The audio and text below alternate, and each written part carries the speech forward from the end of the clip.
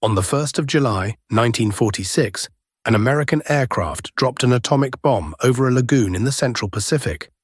Anchored beneath it, among a fleet of ships gathered to be destroyed, was a German heavy cruiser that had helped sink the Hood, run the length of the English Channel under British guns, and come through 6 years of war essentially undefeated.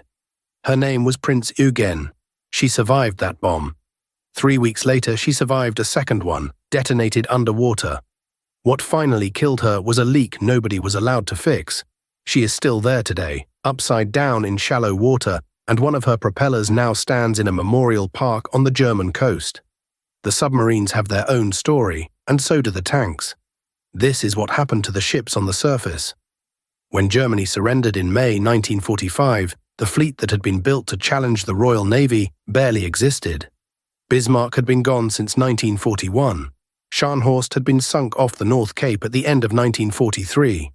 Tirpitz, the last battleship, had capsized in a Norwegian fjord in November 1944 after Royal Air Force bombers hit her with armor-piercing bombs weighing 5.5 tons each.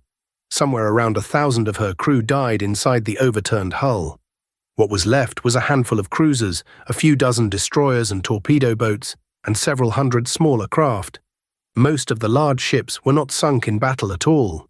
They were bombed at their moorings, or scuttled by their own crews, or simply run until they broke.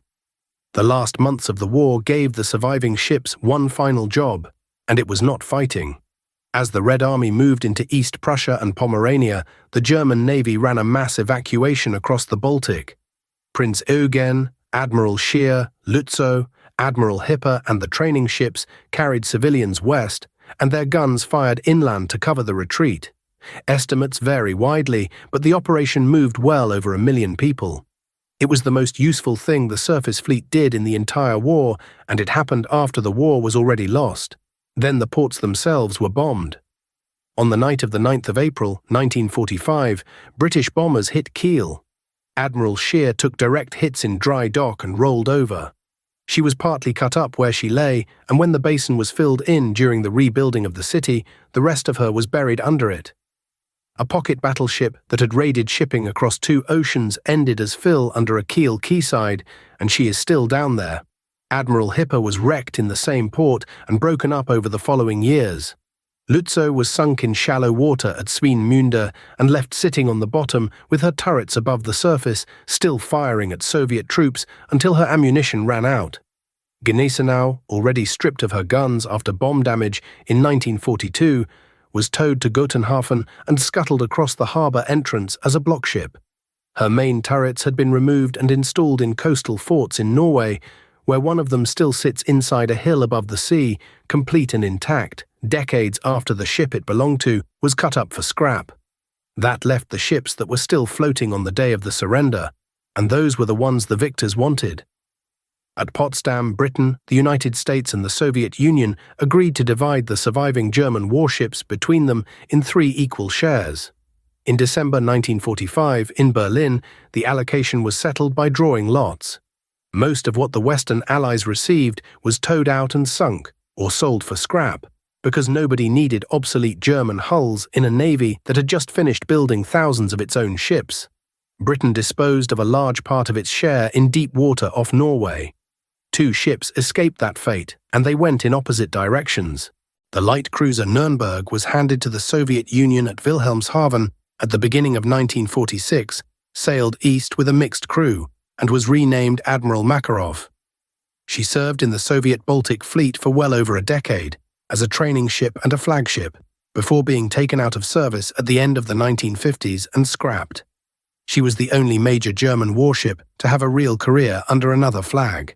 Men who had been enemies 4 years earlier were now doing engine room watches on the same vessel, in a navy that was preparing for a different war. Prince Eugen went to the Americans and to Bikini Atoll. She was commissioned into the United States Navy as a test ship with a German engine room crew who knew how her boilers worked, sailed across the Atlantic, and was inspected by American engineers who wanted to understand her fire control and her torpedo systems. Then she was anchored in the target array for Operation Crossroads. The first bomb, dropped from the air, damaged her superstructure. The second, detonated below the surface, drenched her in radioactive water. She stayed afloat through both.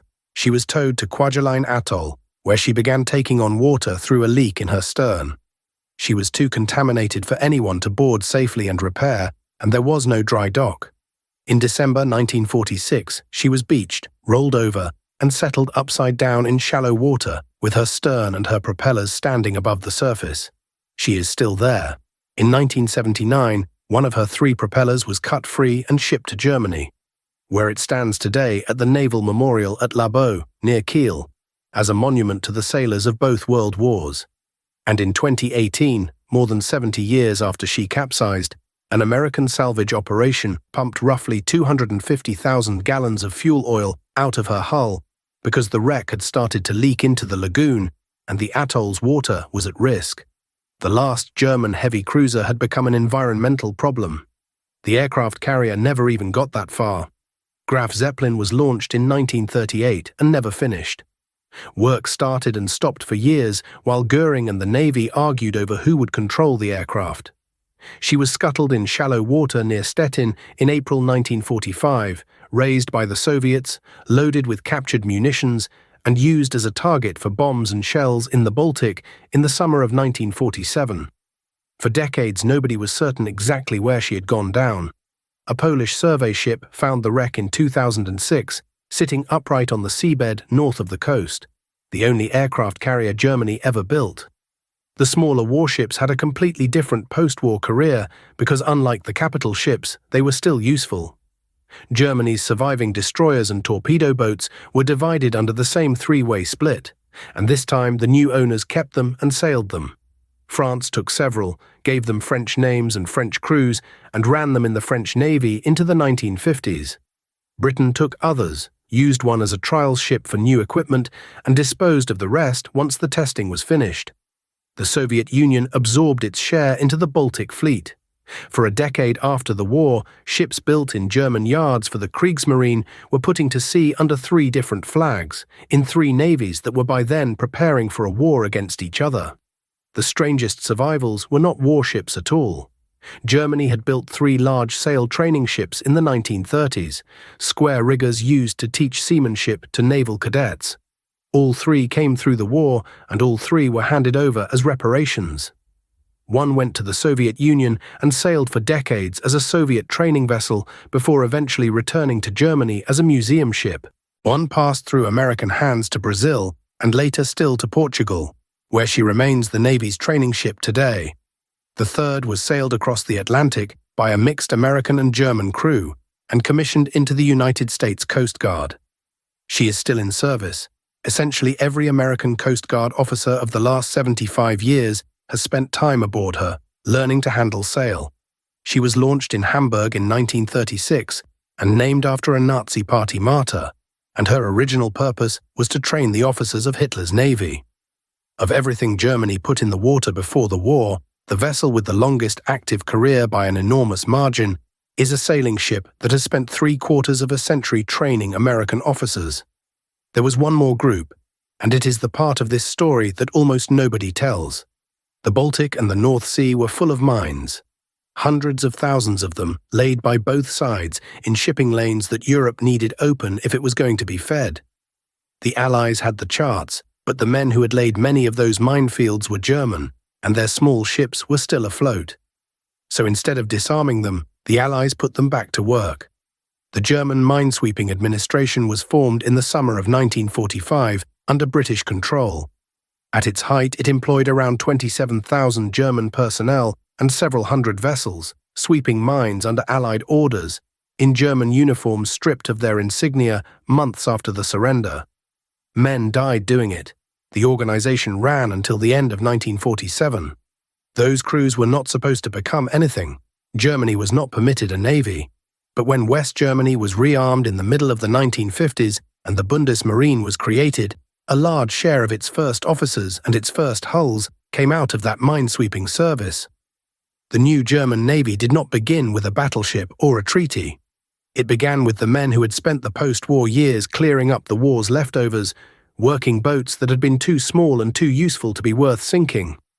Add it up, and the pattern is stark. The ships built for prestige, the battleships and the heavy cruisers and the carrier, were bombed in harbor, buried under rubble, expended as targets, or left as a hazard on a Pacific reef. Not one of them was preserved.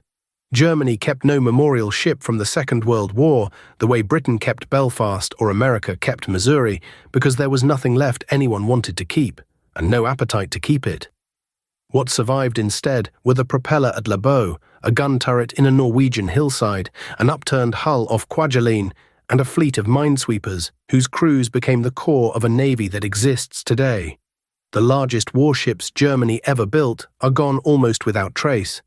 The smallest ones are the reason the German Navy has a history at all. Thanks for watching. If you want to know what happened to the men who commanded that fleet, watch that story next. And if you want more forgotten aftermath stories from the Second World War, subscribe, and we will see you in the next one.